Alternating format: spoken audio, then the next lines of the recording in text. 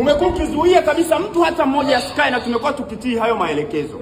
Jambo letu sisi ni moja tu, sisi tulioko wote hapa ndani tunauliza hivi, hawa watu ni akina nani waliochanganyikana na upande ambao sisi tunaruhusiwa kukaa watu 20 ambao sasa mmeteua kwa siku ya leo?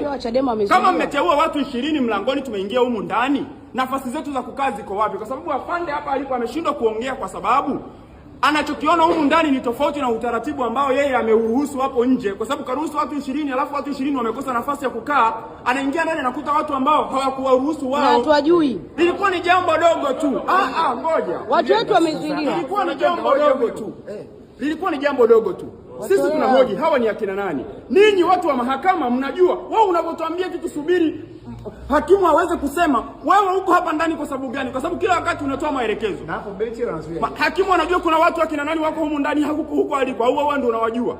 Wewe umeaminiwa humu ili ufanye nini? Kama hutaki kutuambia, wewe unatakiwa kutoa ufafanuzi. Jamani hawa ni watu fulani. Tunaelewa, tunaendelea na biashara nyingine. Sasa kwa nini usemi ni akina nani? Wewe unasababisha sisi imani yetu ya kujua hawa ni vibaka tuwaondoe humu ndani kwa nguvu. Sisi tukusaidie kuondoa vibaka mahakamani. Tueleze ni akina nani tujue, vinginevyo tukusaidie kuwaondoa humu ndani. Watu wetu sisi wako nje. Hakuna people wala popote.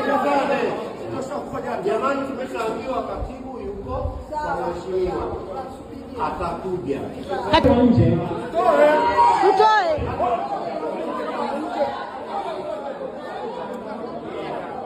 Huu ni mgogoro unaoendelea mahakamani baada ya Chadema kuzuiliwa nje hapo wakaingizwa watu ambao hatuwajui.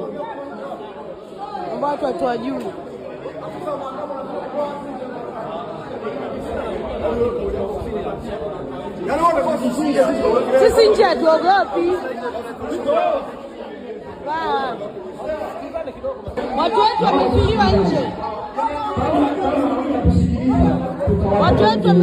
Tutoe.